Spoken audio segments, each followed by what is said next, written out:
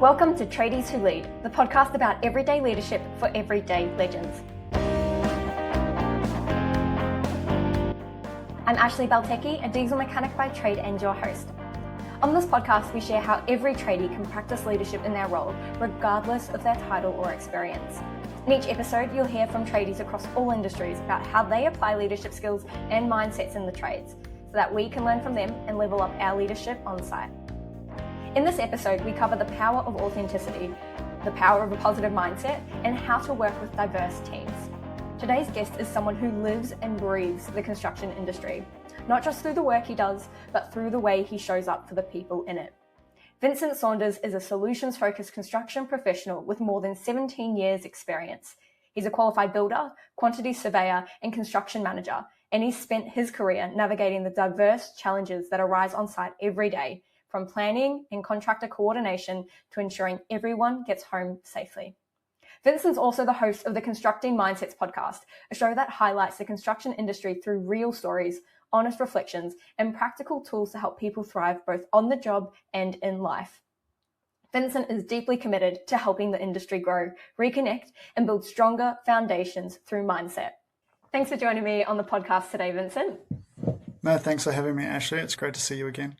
Now, the first question I ask all my guests is, what is leadership to you? I think there's a couple parts to it. Being authentically yourself, I think, is one. Like not getting caught up with maybe other people's way of doing things or a company's way of doing things, just being authentically you.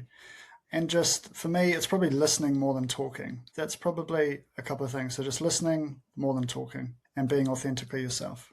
That's really interesting, and I feel like we could follow either of those pathways into much bigger conversations. But before I sink my teeth into those, where did your leadership journey begin? What shaped how you show up on site today? I think my leadership journey started, so hard to pick one pinpoint, but I think I've gradually progressed from being a builder on site, being a site manager, running sort of trades on site.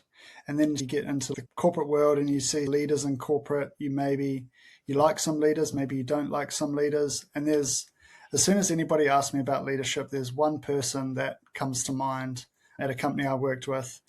And just their ability to, I guess, stay calm in situations, again, listen more than talk to people or instruct people, and just hear everyone's opinions and make a decision, like a really thoughtful decision, and you could tell how they went about it. Probably when I got to the biggest corporate job I had, it was one leader in particular, just watching them and being part of situations that you're in, that kind of shapes you. And I feel quite lucky to be able to, that I could see that and see that happening.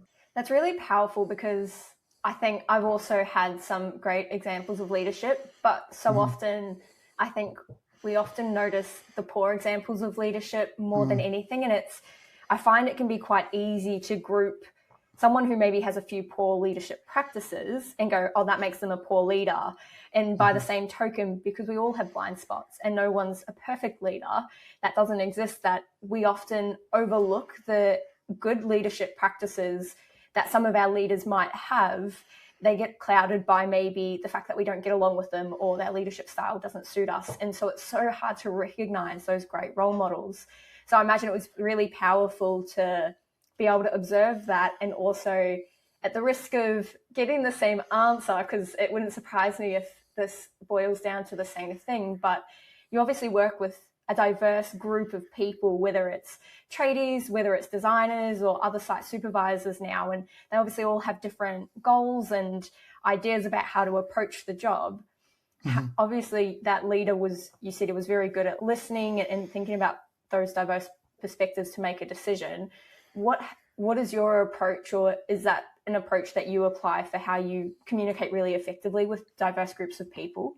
I think, so in my role now as a project manager looking after sort of multiple residential developments, there's a lot of trades on site, there's a lot of moving parts. Sometimes there's a few things that pop up on site. If I need to have a conversation with a trade or a contractor about a certain situation, one particular point comes to mind, and basically a big problem arose on site with this drainage. And I'm not a drain layer. I don't know anything about driving a digger or laying a drain or laying a pipe. And so basically the contractor was like, this is a problem. And I'm like, okay, what's our solution here? And he didn't know. So he got the drain layer involved. And I was like, okay, to the drain layer, they were great. And they just said, look, in my experience, this is what we would do.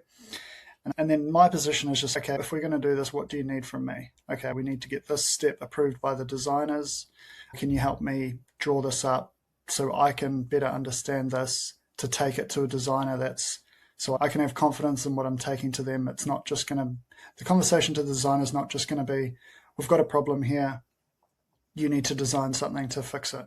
I think if you take like an idea or some sort of a solution to either an architect or an engineer, say, this is what we've had on site, this is a problem, we've worked with the trades on site, they've said this is a feasible design that will work, can you help us get this compliant or get it where it needs to be so we can approve it from council point of view. It's really insightful that to have that example, because it obviously shows how your strategy in managing those diverse people is understanding what each of them does. And so you can bridge the gap of, this is your expertise, that's not my expertise. I'm able to take guidance from you to then support you as a leader to keep the whole thing moving. And that obviously takes understanding the big picture, which I think, especially for our apprentices who enter the industry, that's often sometimes the piece they're missing. They forget to understand the big picture and see how they fit into what they do beyond the task they're given.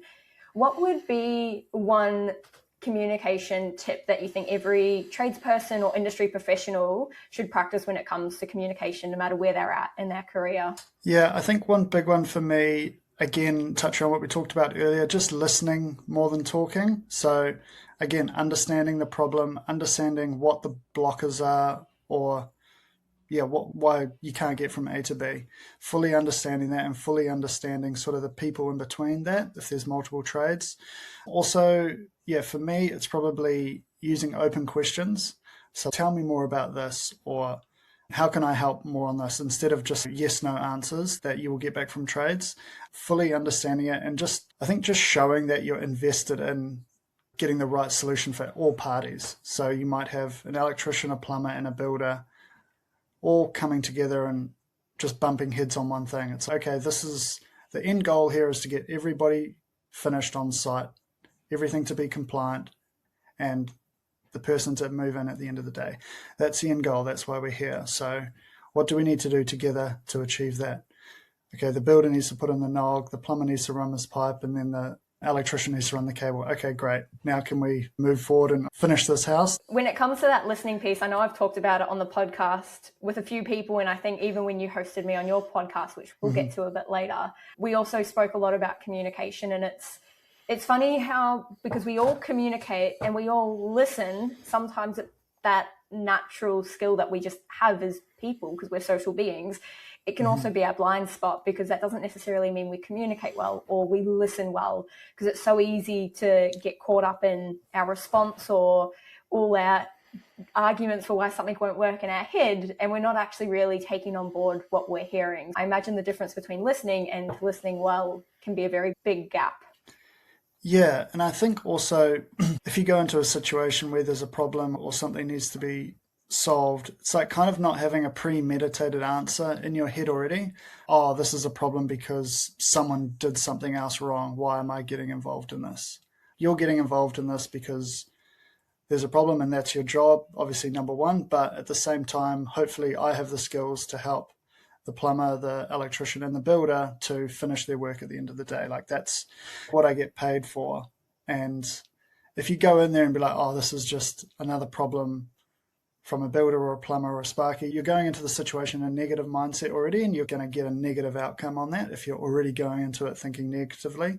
But if you go in there with an open mind, just a clear mind, go in there positively, listening to everybody, and be like, okay, teammate, how can we positively move forward so we can all get home at the end of the day and say, hey, great job, well done. Like, for me, positivity kind of breeds positivity. Obviously, the energy you bring to the conversation tends to be the energy you attract. I know it's a bit similar as a mechanic. So much of our job is fixing things that have gone wrong, but construction especially can be notoriously high pressure. How do you manage stress or reset during a tough day when maybe things have gone wrong, the stress is quite high? For me, I've always driven to work and driven home from work. So if it's in the car after work, I've got time to maybe switch off before I get home. That's kind of one way, either listening to a podcast or listening to something that's completely not related to construction, if I'm listening to a podcast, to be honest, after trying to wind down. But also, I think knowing what works for me, like knowing how to bring myself or fill my cup back up, bring myself back to, I don't know, non-work Vincent. So either going for a run, going for an indoor bike ride at the end of the day, and just finding what works for me. I think that's the most important thing. Everybody's different. Everybody might go to the gym, they might go for a run, they might go for a walk, even if it's 5 minutes or 20 minutes or an hour, like just doing something to move your body and move your mind and move the blood in your body to wash out the day. Find the things that work for you and try and build it into your routine to just help regulate the chaos of construction. Yeah, and I will say not every day is come home and run for an hour. Like some days you just want to hop into bed and close the curtains and switch on whatever. That's fine. But maybe, I don't know, 60% of the time it could be good just to move your body around, even if it's just a tiny 5-minute little walk. Just as soon as you start, that 5 minutes will turn into 10 minutes, turn into 15 minutes, turn into 20 minutes, and then hey, you've gone for a 20, 30-minute run or bike ride or gym session, whatever, yeah. Before, you obviously mentioned bringing a positive mindset to a conversation and especially conflict. But what is the benefit of bringing a positive mindset to your work, whether you're a tradie or a supervisor or a project manager on site? I think just bringing a positive mindset to life. Like I give an example, when I was working in London, I use this as an example on my podcast. But yeah, So when I was working in London, you look around working in London, everyone's looking at their phones, everyone's looking down at the ground. And like you just get caught up in the hustle and bustle and the energy there, and everyone's down in the dumps walking around to work. I find myself just trying to look up, and like looking up, you see all the nice buildings, you see maybe a tree, maybe a couple of birds fly by, like a tiny little bit of blue sky in the air. But just opening yourself up to more than just your work in the day. I think sometimes you can just get so stuck into work and you get so deep into it, you just don't forget that there's a little bit of life happening outside of work. So for me, it's if I'm having a super stressful day, it's okay, I'll leave my phone on my desk and I'll go outside for 5 minutes. I don't think that's going to be the be-all end-all of me losing my job, maybe, if I leave my phone on my desk for 5 minutes and I don't answer a couple of calls. The calls will be there at the end of the day. Yeah, so that's just for me, just knowing when I need to take a break or take a step away from something, I think is super important. And that just goes for life as well. If you're positive every day, or try to see every opportunity as a positive opportunity, I feel like that energy just rolls through. I definitely remember getting taught something as a young person that was like, when things are going wrong, we tend to then find more things that are going wrong because our brain likes to prove itself right. And so if we only focus on all the things that might be hard or challenging or mistakes we made or problems at work or home, we tend to then find more problems. And that's where being really intentional with our attention and remembering to practice gratitude, if that's like the framework you want to understand it in, or just finding the things that you were like that are good in your life, it helps you recognize more good so that you can have that positive mindset. Now, you host the podcast, Constructing Mindsets. What inspired that? I know that a big mission with that podcast is shining a positive light on construction, but starting a podcast is no small feat. So what made you take the plunge to bring that to the construction industry?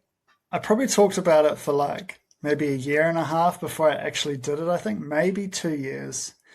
Yeah, probably been in the industry like 17, maybe 18 years, maybe. We'll call it 17 years. Yeah, I don't know. I just found myself like, I feel like I am, a positive person, try to bring positivity to everything I do. And construction, there's always something going wrong. There's always a problem. Maybe this is just in New Zealand. I don't know what it's like in Australia, but the same. Okay, the same. Yeah, so there's maybe always somebody complaining about something that's not been done. For me, constructing mindsets was just wanting to talk to as many different people in the industry about the good things that they do and the good things that are happening in the industry. But I can vividly remember the one day that I was like, okay, I need to start this podcast. And I was listening to another podcast. It wasn't your one, by the way. I was listening to another podcast, and builder of a fairly large sort of company in New Zealand was like, oh, we had a great culture at our workplace. Everybody had to come to the Friday work drinks. And I was like, culture is not when you have to do something. And so then I was just like, okay, there needs to be a better conversation happening out there. If this person is leading this company and that's their idea of culture, I was like, I need to maybe start my podcast and start shining a good light on some of the good people out there. But yeah, that's the story, really. It's amazing how sometimes it is that one final straw breaks the camel's back, as they say, and you're like, that's it. I can't keep talking about this. And yeah, there's definitely a lot, I imagine, that you're like, there's so much I could say about this conversation that this very big business person is having, and how it's not really a good example of what healthy culture looks like and what strong relationships look like in construction.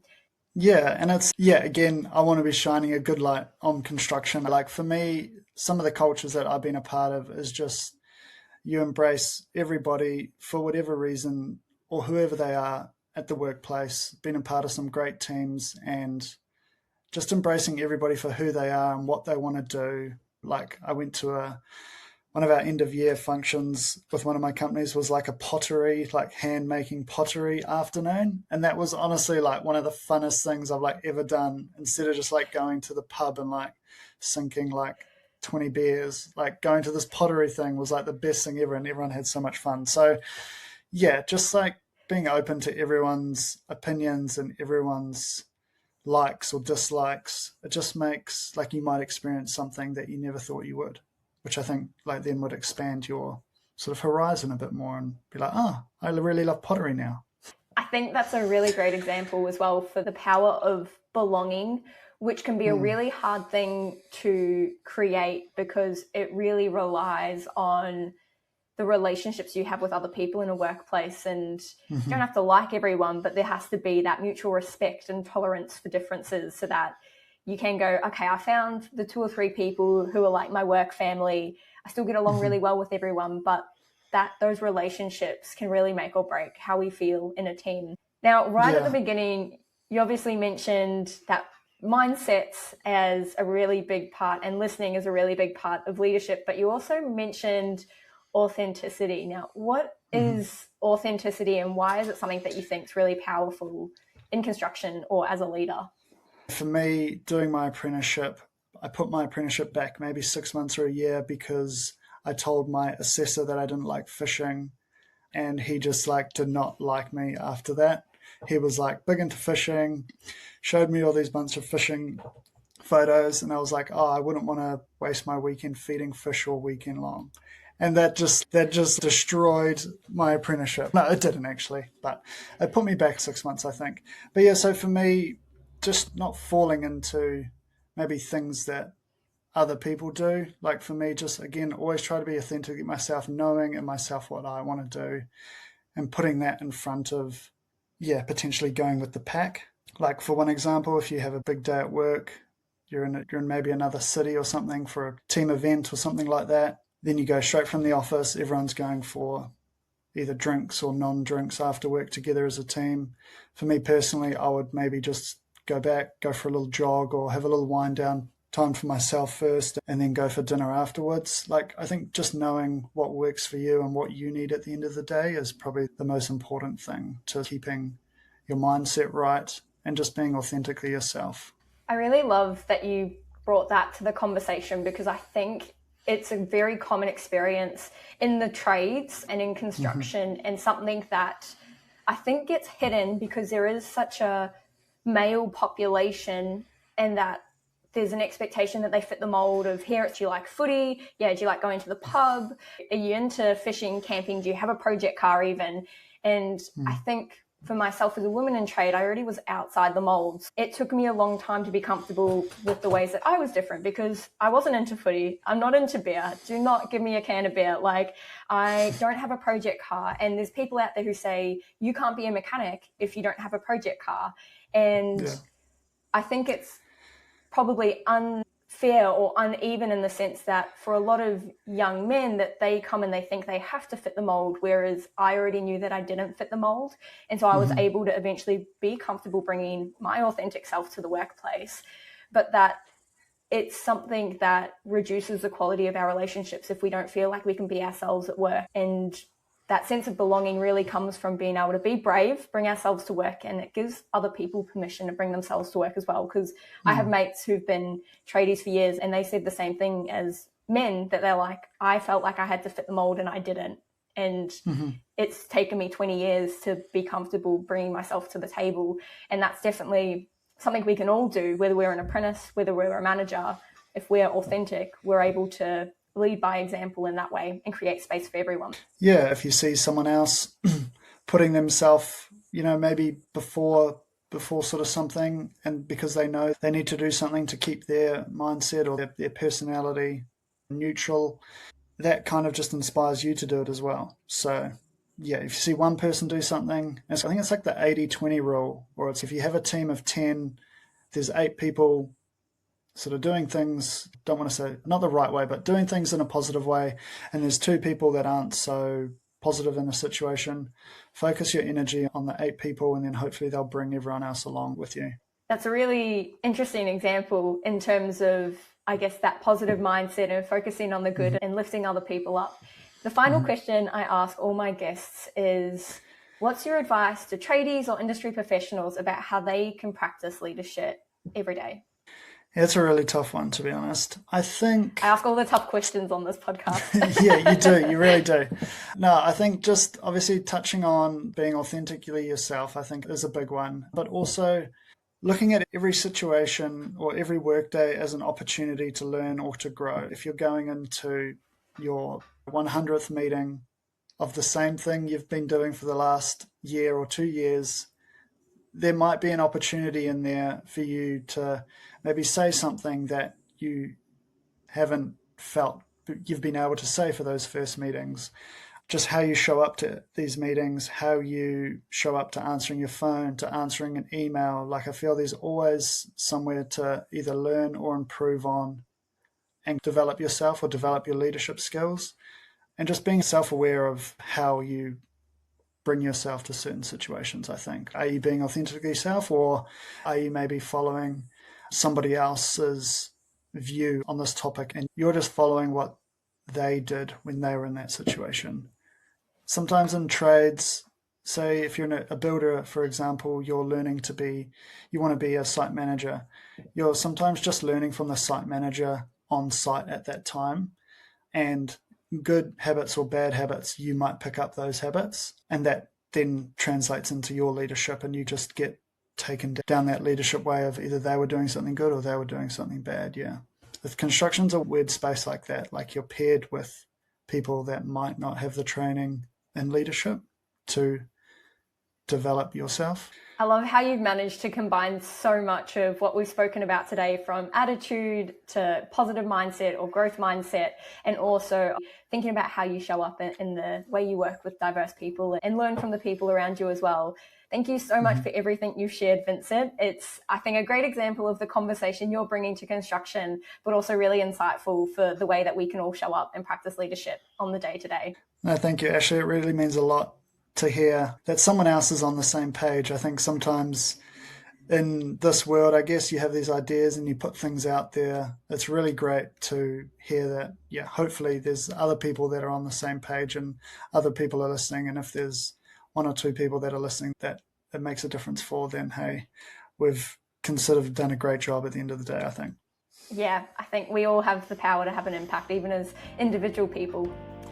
Yeah, 100%. Thank you, Ashley, so much for having me and just all the things you do for the industry. Thanks for listening to this episode. We'll be back with another Everyday Legend in 2 weeks. Before you go, if you enjoyed this chat, make sure you subscribe to Tradies Who Lead or follow us on socials to stay up to date with your favorite guests.